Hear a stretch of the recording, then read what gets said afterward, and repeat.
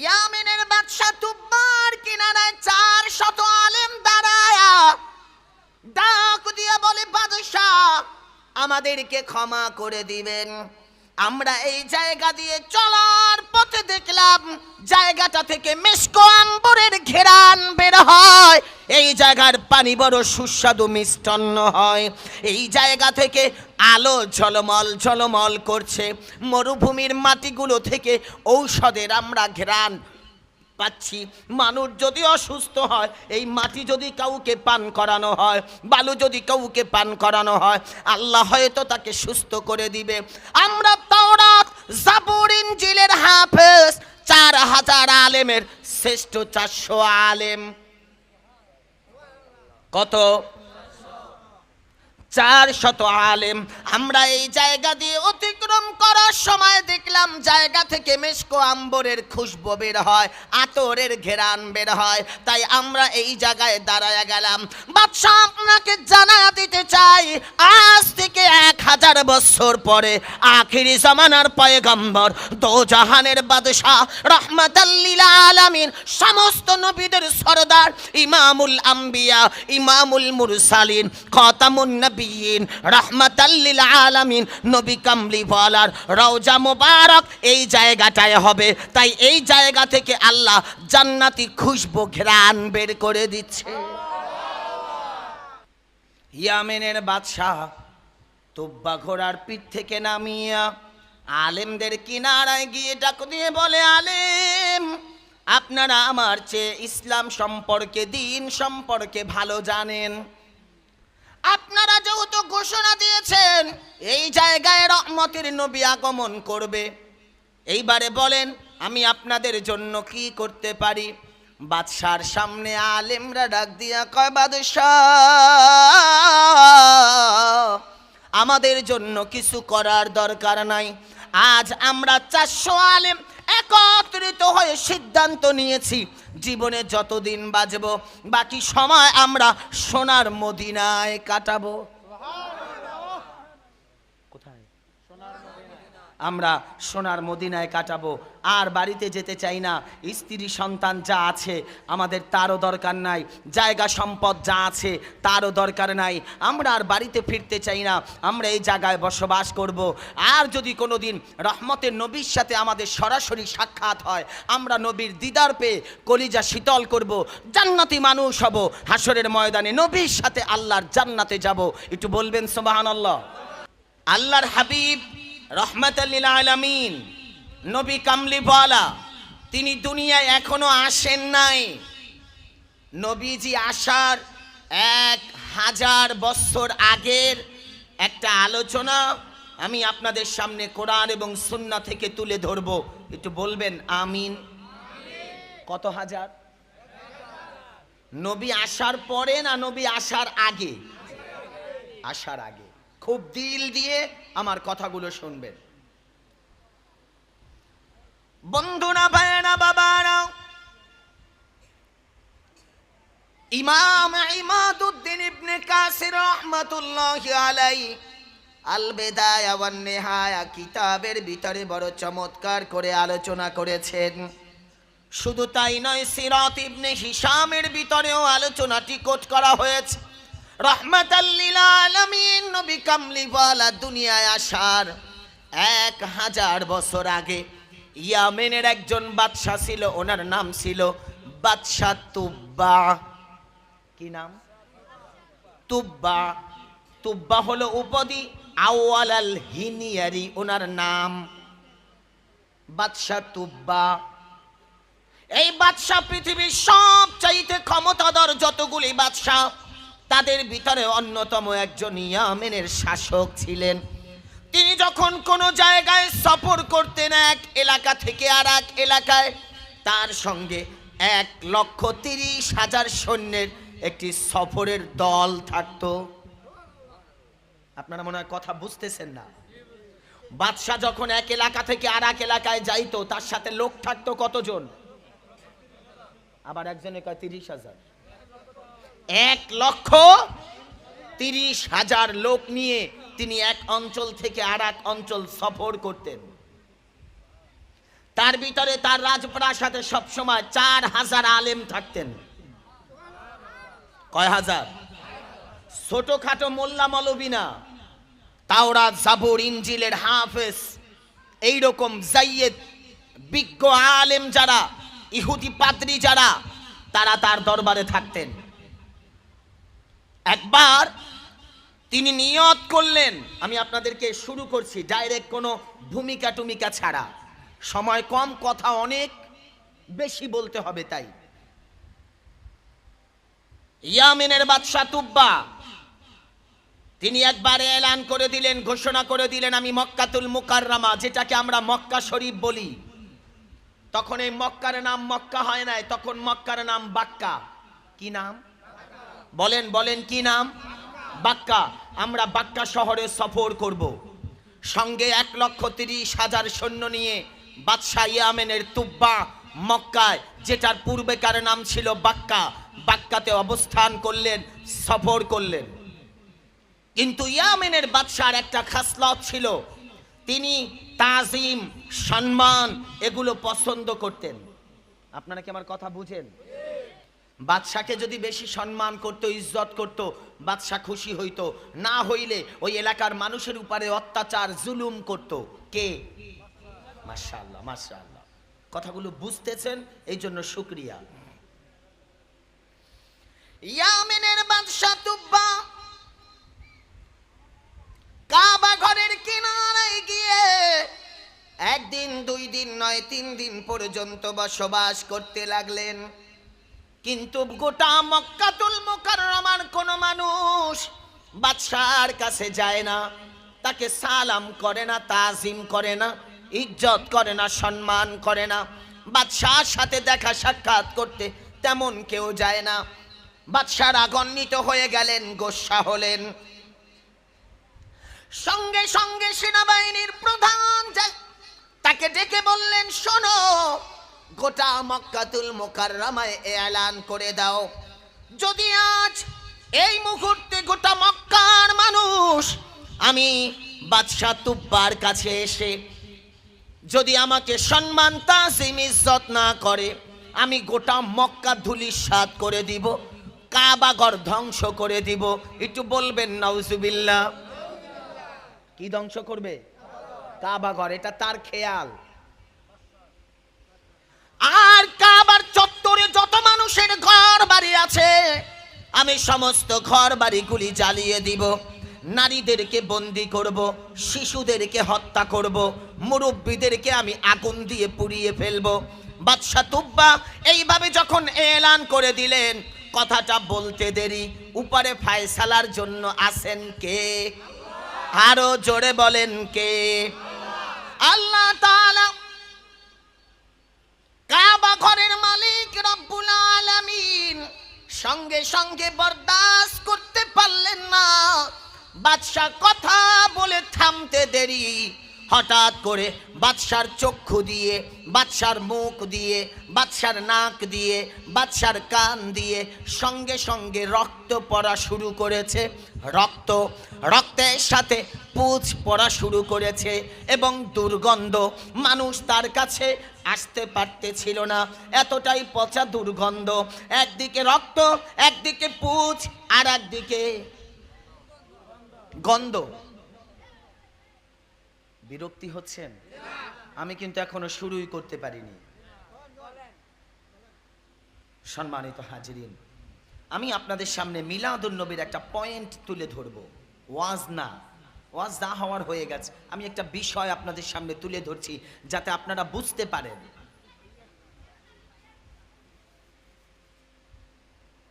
ইয়ামেনের বাদশাহ তুব্বার নাক, মুখ, কান, চক্ষু দিয়ে রক্ত বের হতে লাগলো, রক্ত ঝরতে লাগলো।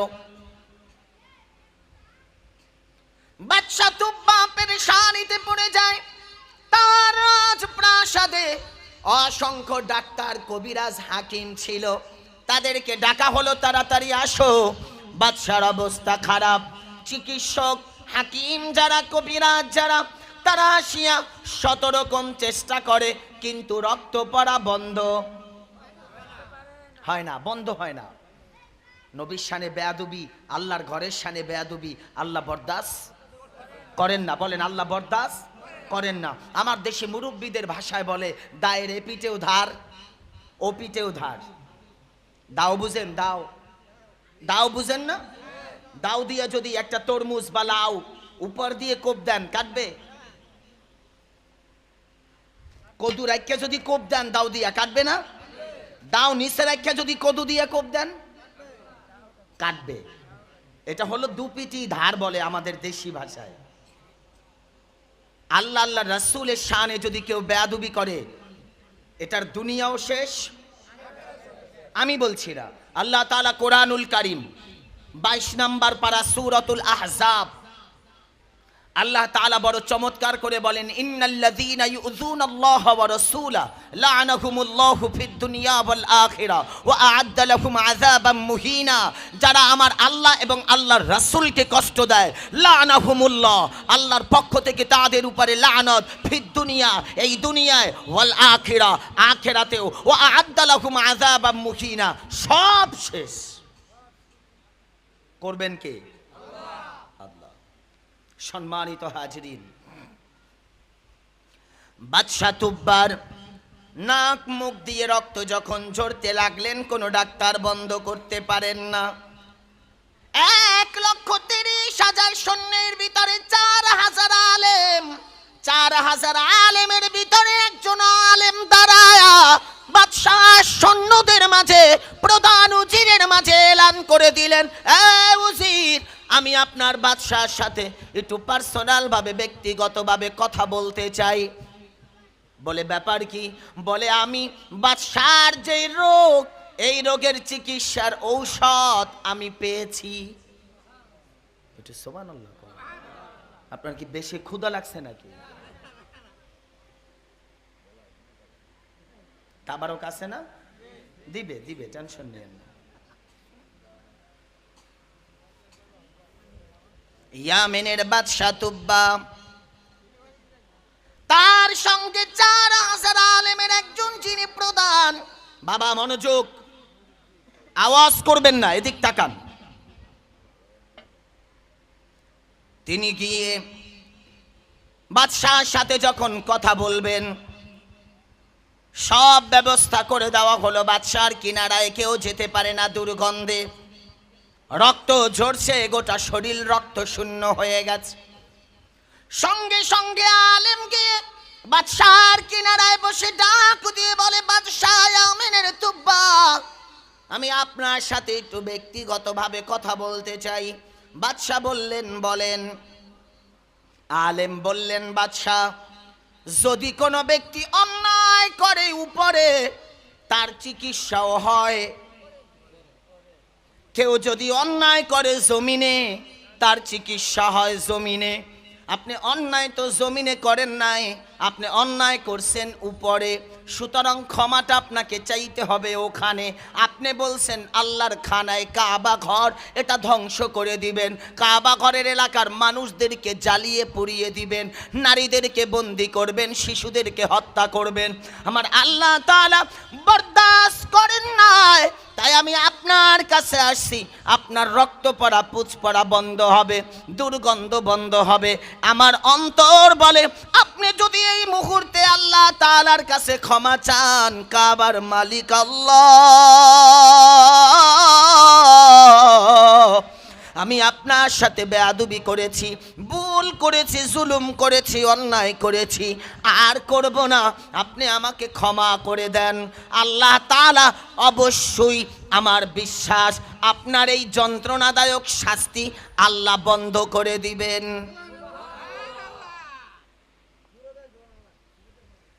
ইয়ামেনের বাদশা বললেন, এটা তো ভালো ব্যাপার, যদিও আমি চাই নাই, কিন্তু আমি বলছি কাবা ঘর ধ্বংস করব। বলার সাথে সাথেই যেহেতু আযাব, তাইলে আমার মন বলছে আমি যদি আল্লাহ তাআলার কাছে ক্ষমা চাই, হয়তো আল্লাহ আমাকে ক্ষমা করে দিতে পারেন। তাই আমি বলছি, যান, আমি ওয়াদা করছি, আর একটা মান্নত করেন। কে বললেন? আলেম। আলেম সাদাকা, কি বলেন? সাদাকা, আমরা সাদাকা করি না? রাসূল আরবি বলেছেন আস-সাদাকাতু তারুদ্দুল বালা। আল্লাহ তাআলার পেয়ারা মাহবুব বলেছেন সদকা হলো মানুষের সৃষ্টিকুলের যত বিপদ বালা মুসিবত এগুলোর সামনে ঢাল হয়ে দাঁড়ায়। সদকা কি দাঁড়ায়? সদকা। আমরা বলি না দান সদকা।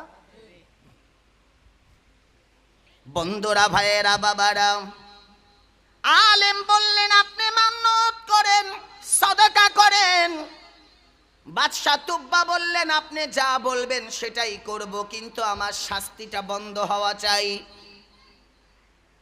আলেম কথাটা বলে থামতে দেরি ইয়ামেনের বাদশাহ তুব্বা ডেকে বলে, আল্লাহ কাবার মালিক, আমি যে অন্যায় করেছি, অপরাধ করেছি, না বুঝিয়া করেছি, আল্লাহ আপনি তো রহমান, আপনি তো রহিম, আপনি আমার সমস্ত ভুল ত্রুটিগুলি ক্ষমা করে দেন, আমার শাস্তি আপনি বন্ধ করে দেন।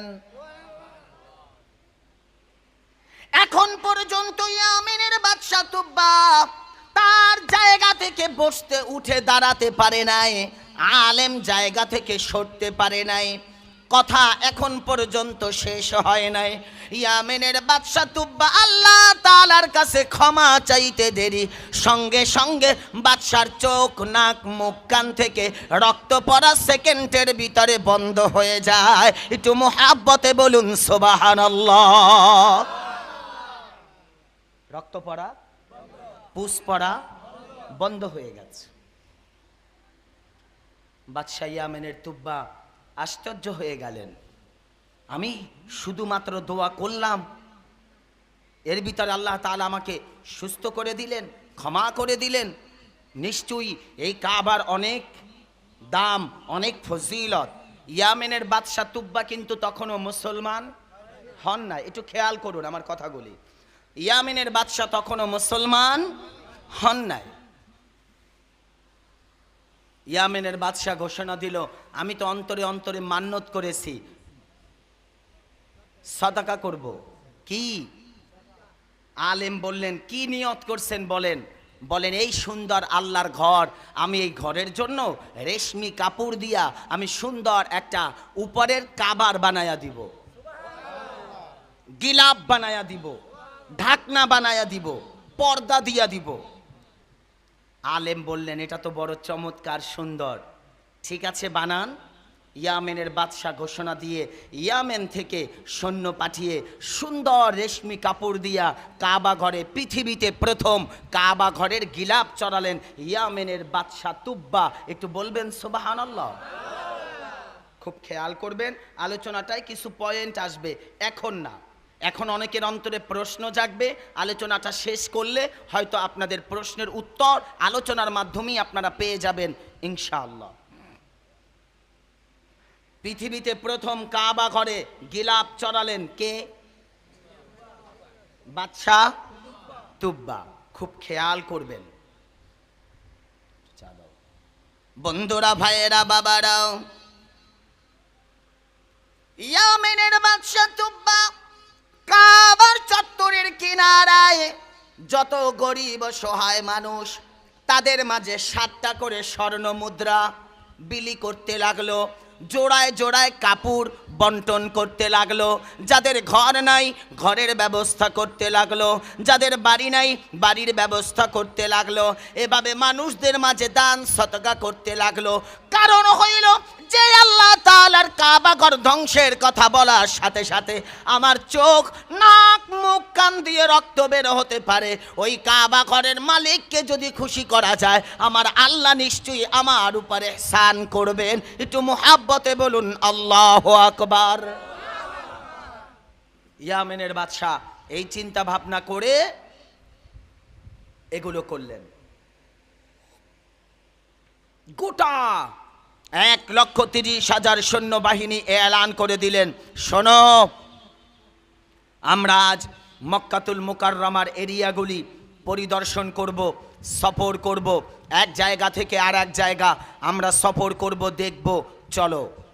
সফরে যখন বের হলেন, একটি জায়গা, এই জায়গাটার নাম হলো ইয়াসরিব। কি নাম? ইয়াসরিব। এটা কোথায়?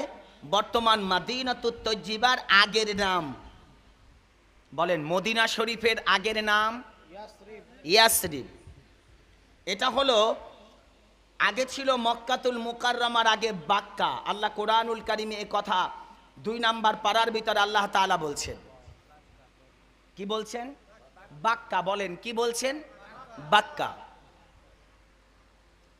قد نرى تقلب وجهك في السماء فلنولينك قبلة ترضاها فول وجهك شطر المسجد الحرام। এই আয়াতগুলিতে আল্লাহ তাআলা কোরআনুল কারিমে বড় চমৎকার করে কোট করে দিয়েছেন। একটু বলুন মারহাবা।